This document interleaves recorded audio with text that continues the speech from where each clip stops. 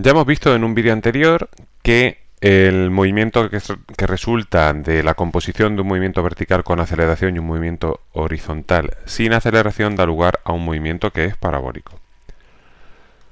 Pero bueno, parece por lo menos parabólico. Pero vamos a justificar ahora algebraicamente que efectivamente es parabólico. Uno podría pensar que claro que es parabólico porque si yo escribo igual a i sub 0 más v sub 0, vamos a indicar v sub 0 i, en este caso no voy a poner la coma en medio por velocidad, pero son dos subíndices distintos. Uno podría pensar, bueno, pues claro que es un movimiento parabólico, porque aquí estoy viendo que esto es una parábola. Aquí tengo, no tengo el tiempo, luego tengo el tiempo y luego tengo el tiempo al cuadrado, ¿verdad? Bueno, pues ese razonamiento es erróneo y el motivo de que este razonamiento es erróneo es que, para empezar, es que esto es un movimiento en una sola dimensión. Entonces, ¿cómo es posible que yo estoy diciendo que el movimiento que me da esto es parabólico cuando el movimiento parabólico es solamente exclusivo de dos dimensiones y esto es de una dimensión? Evidentemente algo está mal ahí. Bueno, lo que debemos recordar es que cuando estamos hablando de parábola nos estamos refiriendo a la trayectoria del cuerpo. Y la trayectoria del cuerpo no se ve cuando tienes i como una función del tiempo, sino cuando tienes i como una función de la posición. ¿De acuerdo? Luego entonces no se puede ver con una expresión como esta.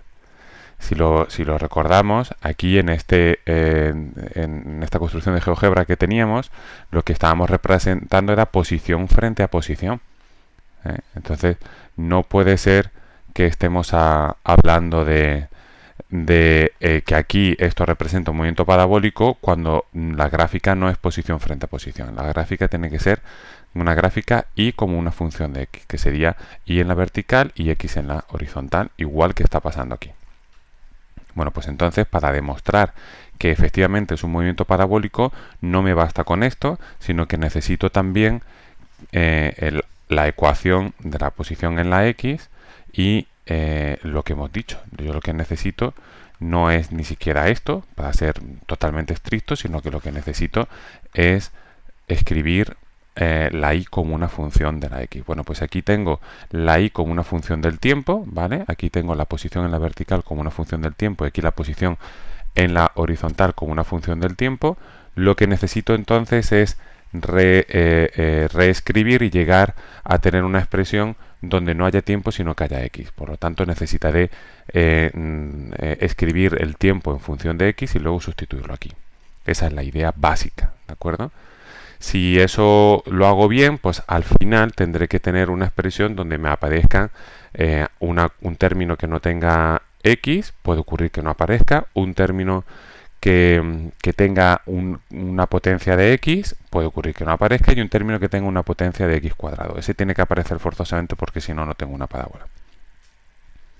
Bueno, pues vamos a trabajar con esto, pero para poder hacer este cálculo necesito usar una de esas cosas que ya vimos en el vídeo de forma polar y en la aplicación en concreto de cómo pasar de forma cartesiana a forma polar. Bueno, pues imaginemos que tenemos un vector como este de aquí. Este vector me va a dar la velocidad que yo tengo inicialmente en mi tiro parabólico. Si yo tengo un tiro parabólico que es una cosa así, pues el vector que tengo inicialmente, el vector que tendría aquí se podría representar, sabemos que es tangente a la trayectoria, pues entonces tendría que ser una cosa así, ¿vale? Pues entonces tengo que descomponerlo en una componente vertical y una componente horizontal, ¿vale? Esto de aquí es la velocidad inicial, esto de aquí sería la velocidad inicial en el eje y esto de aquí sería la velocidad inicial en el eje x, ¿vale? Vamos ahora a hacer ese mismo dibujo aquí utilizando estas otras herramientas de dibujo, pero es la misma cosa. Bueno, pues entonces será este sería el vector en velocidad inicial, como lo hemos dibujado aquí, un poquito menos inclinado, pero eso no tiene ninguna relevancia, ¿cierto? Ahora dibujamos este vector, que sería el vector que resulta de la descomposición en la horizontal, y luego tendríamos otro que resultaría en la vertical, ¿vale? Este es pues un poquito más corto.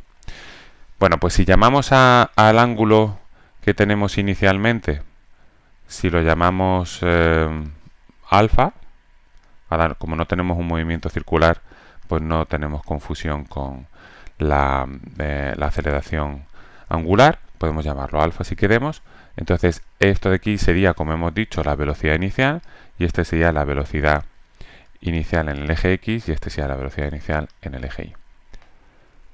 Bueno, pues entonces esto me va a permitir reescribir estas dos cosas en términos de la velocidad inicial, que va a ser uno de los datos que voy a tener típicamente en mi problema, y el ángulo con el que sale el cuerpo con respecto al horizontal, que será un dato o algo que me pedirán en mis problemas.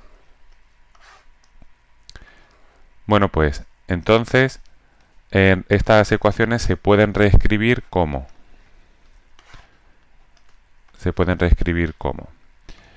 I igual a I sub 0 más ya la V sub 0I sería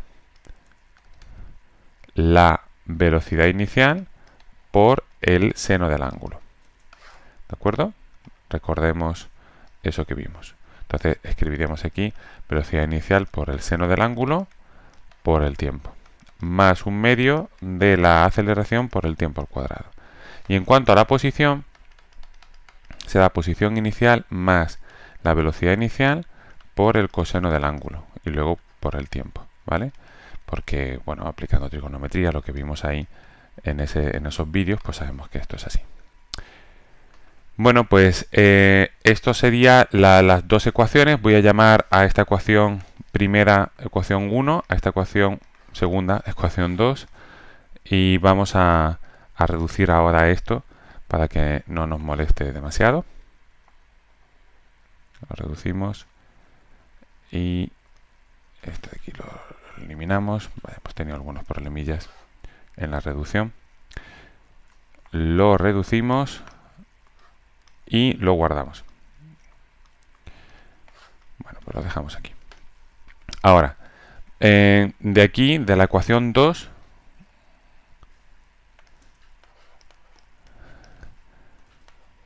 despejo el tiempo. Para poder hacer eso que hemos dicho, tener en vez de la y como una función del tiempo, como una función de la x. Entonces tendría que el tiempo es igual a x menos x sub 0 partido por v sub 0 por el coseno del ángulo. Esta ecuación la vamos a llamar ecuación 3. De hecho, vamos a llamar ecuación 3 a una ecuación simplificada de esta, en la que vamos a colocar el sistema de referencia, que lo podemos nosotros elegir, de tal manera que la posición inicial del cuerpo sea 0. Esto lo hacemos para que algebraicamente el cálculo que voy a hacer ahora sea más sencillo de ver, pero lo que estoy haciendo con esto es trasladar el sistema de referencia. Si tiene el sistema de referencia aquí y esta de la posición inicial, pues lo muevo de tal manera, lo estoy moviendo de tal manera que coincidan, ¿vale? Quizá no coincida con la vertical, pero sí que coincide ahí con la horizontal, ¿vale? Esto ya sería suficiente. Podría hacer también que la I sub 0 desapareciera haciendo esto, es posible, pero bueno, para que se vea bien toda la estructura de una ecuación de una parábola, lo voy a dejar de esta otra manera. O sea que esto es una traslación al final, ¿de acuerdo? Esto sería una traslación, y si os acordáis de lo que habéis visto en matemáticas, las traslaciones se consiguen simplemente cambiando x por x menos, si me muevo a la derecha, o x más si me estoy moviendo a la derecha, una cantidad positiva. Y eso es lo que tendrías que hacer en tu ecuación al final, si quieres restaurar cuál sería la expresión con esto que tenéis aquí, ¿vale? Bueno, pues este tiempo ahora lo sustituimos, lo vamos a llamar ecuación 3 y lo voy a sustituir en la ecuación 1. ¿Vale? Entonces sustituyo 3 en 1 y ya está. O sea que entonces en esta expresión que tengo aquí, donde pone el tiempo, pongo todo eso. Bueno, pues entonces cambiamos todo esto de aquí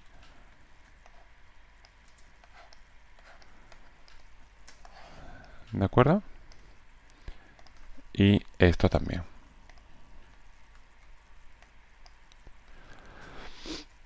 Y aquí en medio pues un más, igual que estaba antes. Vale, pues esto ya es suficiente para justificar que es una parábola. Porque tengo un término sin x, un término con una potencia de x y un término con una potencia de x al cuadrado. O sea que ya he terminado de demostrar que efectivamente el movimiento que obtengo bajo estas condiciones es parabólico. Y ¿cómo puedo continuar si quiero para simplificar esta expresión que obtengo? Bueno, pues v sub 0 y v sub 0 que multiplican y dividen pues dan 1. Seno de alfa entre coseno de alfa es la tangente de alfa. Aquí tendría por x. Y esta expresión que tengo aquí lo voy a escribir como x al cuadrado multiplicado por algo. Bueno, pues va a ser la aceleración partido por esto otro, que es el resultado sencillamente de realizar el cuadrado. Así que aquí lo veo fácilmente, las potencias de x serían estas de aquí y todo esto que tengo aquí van a ser los coeficientes de esa función cuadrática de esa parábola, ¿vale?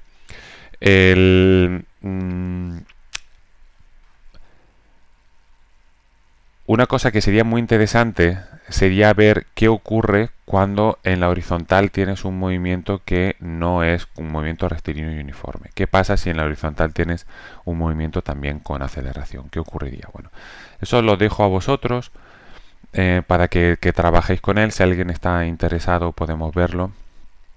Y es realmente interesante. Si queréis que lo veamos en clase, pues lo podemos ver también. Ahora, si quisieras restaurar en esta expresión que tienes aquí, el x menos x sub 0, sencillamente donde pone x pones x menos x sub 0 y ya está. No hay ningún cambio más que hacer. Esta ecuación que tenemos aquí se llama ecuación de la trayectoria. Porque está representando pues precisamente la y como una función de x, que es lo que te da el movimiento real del cuerpo, el movimiento que describe el cuerpo, es decir, la trayectoria. ¿De acuerdo? Bueno, pues hasta aquí esta justificación de que realmente esta combinación de movimientos da una parábola.